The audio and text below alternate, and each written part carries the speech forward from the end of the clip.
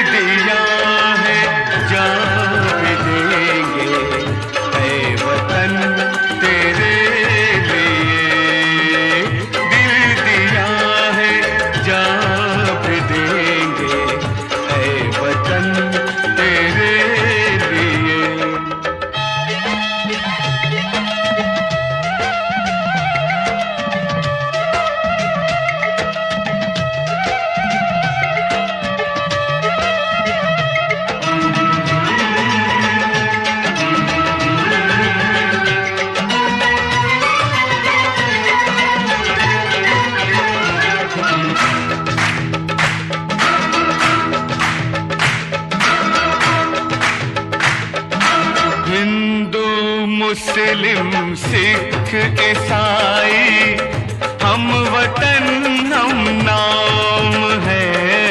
हिंदू मुस्लिम सिख ईसाई हम वतन हम नाम है। जो करे इनको जुदा मजहब नहीं इल्जाम है। हम जिएंगे और मरेंगे ऐ वतन तेरे लिए। दे दिया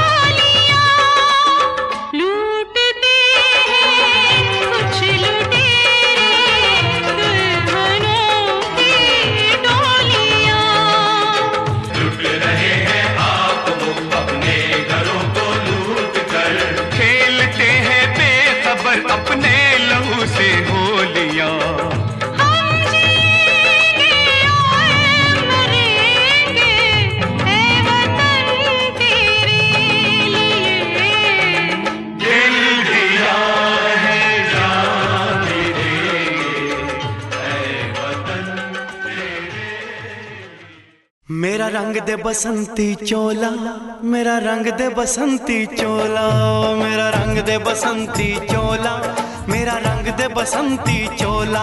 हो आज रंग दे, हो माए रंग दे, मेरा रंग दे बसंती चोला, मेरा रंग दे बसंती चोला, मेरा रंग दे बसंती चोला, मेरा रंग दे बसंती चोला, माए रंग दे बसंती चोला।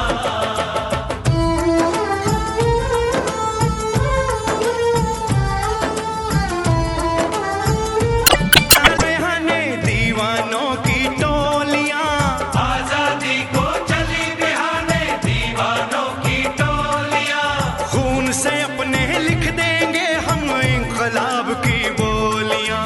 हम वापस दे, ओ मेरा रंग दे बसंती चोला, मेरा रंग दे बसंती चोला, माए रंग दे बसंती चोला।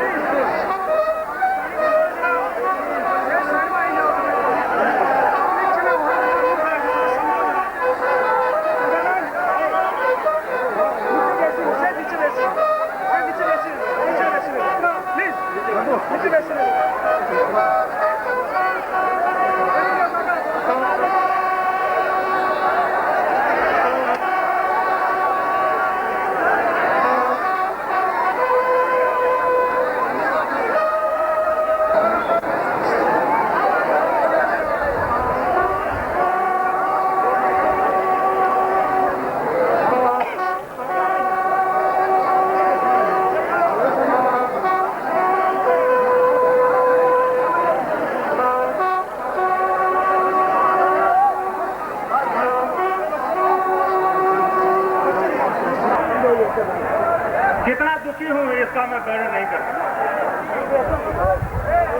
वह रात आज भी हमें याद है। एक पहाड़ी लेने में हमारे नायक राठौर मुकेश कुमार हमसे जुदा हो गए। जुदा होने के बाद इन्होंने कितना कठिन परिश्रम किया ये सिर्फ मैं जानता हूँ। केहुनिया सारी खिली हुई थी, इसका मतलब कि इन्होंने बहुत ज्यादा संघर्ष किया था। એક એવી પ્રેરણાનું સંચાર કરે છે કે જે એકે એક આપણે બધા જ વીર શહીદ મુકેશ બનીએ અને રાષ્ટ્રને માટે પ્રાણ ન્યોછાવર કરવા જરૂર પડે તો તૈયાર રહીએ। આજને તબક્કે મારે વિશેષ કહેવું નથી, પણ સરકાર પોતાની આ ફરજમાંથી પણ જરાય ચૂકવા માંગતી નથી। यह शिखर जीत लिया, आज यह घाटी जीत ली, लेकिन वह विजय इस बलिदान के कारण है। और देश भर के बलिदानियों के प्रति, लेकिन आज जब जानकारी मिली कि मुकेश भाई की अस्थियां वहां से आ रही हैं, पर विचार करके कर रहे हैं। वो अगर सोचते हुए कि हम इसके कारण आज प्रातःकाल प्रधानमंत्री जी के यहाँ चीफ इलेक्शन कमिश्नर, उनके दोनों सहयोगी इलेक्शन कमिश्नर भी आए थे, उन्होंने सलाह की। उन्होंने कहा कि हमको चुनाव के लिए भी जरूरत पड़ती है फोर्सेस की, सिक्योरिटी फोर्सेस की। सरकार ने उन्हें कहा कि आपको जितनी सिक्योरिटी फोर्सेस चाहिए वो मिलेंगे। हम जम्मू कश्मीर से हटाएंगे नहीं, जम्मू कश्मीर में जो सिक्योरिटी फोर्सेस है वहां पर तैनात रहेंगे। वो अपना पाकिस्तानियों को यहाँ से खदेड़ करके और वापस पाकिस्तान भेजने के काम में लगातार लगे रहेंगे। उसमें कोई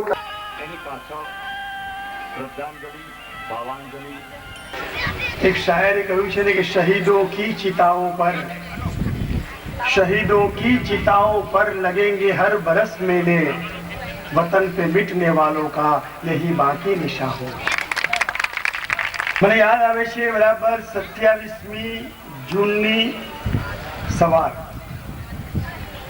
ત્યારે પણ કહ્યું હતું સમય ઓછો હતો, આજે પણ સમય ઓછો છે, આપણે ભક્તિ સંગીતમાં માણીશું, પણ એ યાદને નહીં ભૂલવી જોઈએ। એ 27મી જૂનની સવાર, સંદેશનું પહેલું પાનું હું છાપું વાંચતો ત્યાં મુકેશભાઈનો અને રાજશ્રી બેનનો ફોટો છપાયેલો હતો। સ્વાભાવિક મને મન થયું કે ભાઈ આ કયા સરનામું પણ લખેલું હતું, કયા વિસ્તારના ભાઈ છે, તો આ મેઘાણીનગરનું સરનામું આપેલું। આપણા કોર્પોરેટર શ્રીઓને ફોન કરું, ગોવિંદજીને બધાને, એ પહેલા એમનો સામેથી ફોન આવી ગયો અને ફોન આવીને એમણે મને કહ્યું કે આ અમારા ઘરની સામે જ રહેશે, તપાસ કરો, કેટલાય દિવસોથી ગાયબ છે। તપાસ કરી, એની વાતમાં જતો નથી। અડવાણીજી એમના અસ્થિ કુંભ લાવ્યા, આખું નગર ઉમટી પડ્યું।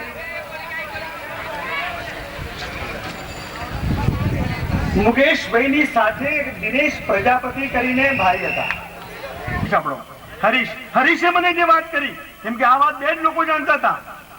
શું બન્યું રાત્રે આ 12,000 ફૂટની બરફ આચ્છાદિત હિમશિલાઓ ઉપર, કયા સંજોગોમાં ભારત માતાના વીર સપૂતે, સમજુબાના દીકરાએ પોતાના પ્રાણોની આહુતિ આપી, કયા સંજોગોમાં? દિનેશ મને એમ કહે, હરીશ મને એમ કહે કે 27મી અમે નક્કી કર્યું, જૂઠું બોલીને, जो जीने की तमन्ना नहीं है, सिर्फ मरने का इरादा था मन में। 6 મહિના પહેલા આવ્યો તો ઘરેથી ફોટો લીધો, હું કોઈ વાર્તા કહેતો નથી, વાસ્તવિકતા, નગ્ન સત્ય, એની છાતી જુઓ, એનું સાહસ જુઓ।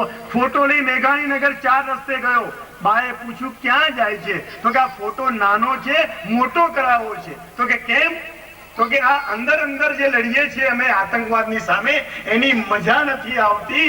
કોકવા લડાઈ લડાય અને મા ભારતી માટે શહીદ થવાય તો ચોકમાં મૂકવા માટે જોઈએ ને।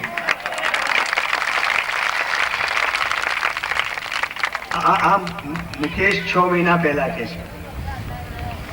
મને હરીશે કહ્યું કે કાકા અમે બધા 27મીએ જૂઠું બોલ્યા હતા, 4 દિવસથી ઉપર 300 લોકો હતા, અમે 30 લોકો હતા। અમે અમારા મેજરને કહ્યું સાહેબ અમને ઉપર જવા દો, ઉપર 12,000 ફૂટ 14,000 ફૂટ ઉપર ઉચુકો વેલીમાં 6 ફૂટિયા ભાડુતી સૈનિકો પાકિસ્તાનના, નીચે આપણા છોકરાઓ 30ની સંખ્યામાં, ન જવા દે, મરવા માટે ન જવા દે આપણા અધિકારીઓ માટે। બધા ભેગા થઈને 3 દિવસ ચર્ચા કરી કે શું કરવું।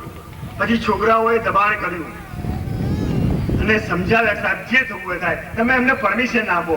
અને નીચે પૂછ્યું બ્રિગેડિયરને, ખોટું પૂછ્યું, બ્રિગેડિયરે પૂછ્યું કે કેટલા લોકો છે ઉપર, તો કે 40-50 છે। જૂઠું બોલે આપણા છોકરાઓ, આ ભારત માતાના પુત્રો જૂઠું બોલ્યા નીચે કે ઉપર પાકિસ્તાનના 40-50 છે, એટલે નીચેથી છૂટ આપી તો ચડવાનું શરૂ કર્યું। 27મે શરૂ કર્યું કે કાકા શક્કરપારા અને 2 બોટલ પાણી, આ લઈને અમે ચડવાનું ચાલુ કર્યું। 27, 28, 29 શક્કરપારા ખલાસ, પાણી ખલાસ, રાત્રે ચડીએ, ફાયરિંગ કરીએ। ઉપર વાળો જીતે, સ્વાભાવિક છે, જે ઉપર બેઠો છે એને મારવાની તો એને તો સુગમતા પડે ને, નીચે વાળાનું તો મોત નિશ્ચિત છે, શહાદત નિશ્ચિત છે, કારણ કે ઉપર બેઠો છે એ સીધો મારી શકે, નીચે વાળાથી ઉપરને મરાય નહીં। 27, 28, 29, 30મીએ ખોરાક ખૂટી ગયો, પાણી ખૂટી ગયું, બરફના ગચ્છિયામાં બંદૂકનો ઠૂસો મારી અને બરફને મોઢામાં ઓગાળે। જુઓ દેશભક્તિ। હરીશ મને કે કાકા અત્યારે દિવસમાં 2 વાર ખાવા ન મળે તો અમને ભૂખ લાગે, એ વખતે ભૂખ જ ના લાગે।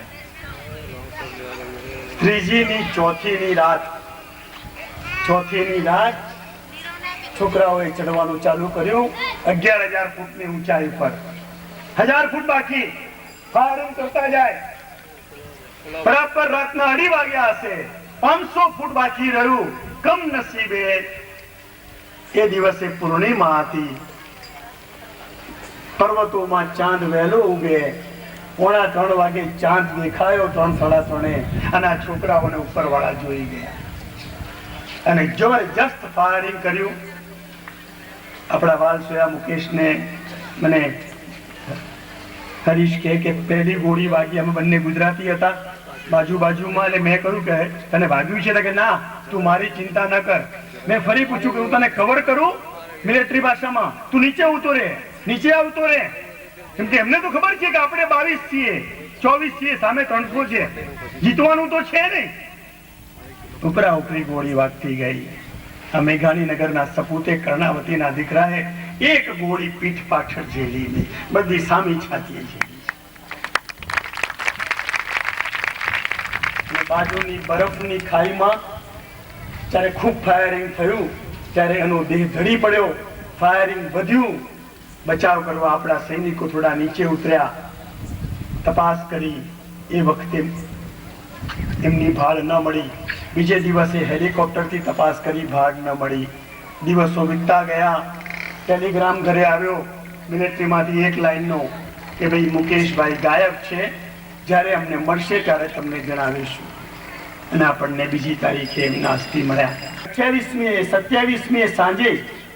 અને જ્યારે મેં 11 વાગે મને ગોવિંદજીએ કહ્યું કે આ એનો નંબર છે મહાર રેજિમેન્ટનો. અડવાણીજીને મેં ફોન કર્યો, એમના પીએસ સાથે વાત કરી. 6:30 વાગે હું ઘરમાં બેઠો છું.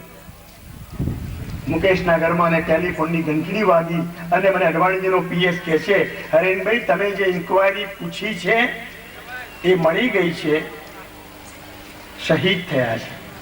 મારે કયા મોડે એમને કહેવાનું? 27મી રાત્રે ઘરમાં. 3 દિવસ મેં આ વાત ધીમે ધીમે રાખી. મને પાકી માહિતી આપો, આ માહિતી અધૂરી છે, તમે તપાસ કરો, ક્યાં છે બોડી, શું છે શું નહીં. જે કંઈ મારાથી થાય કર્યું. પણ હવે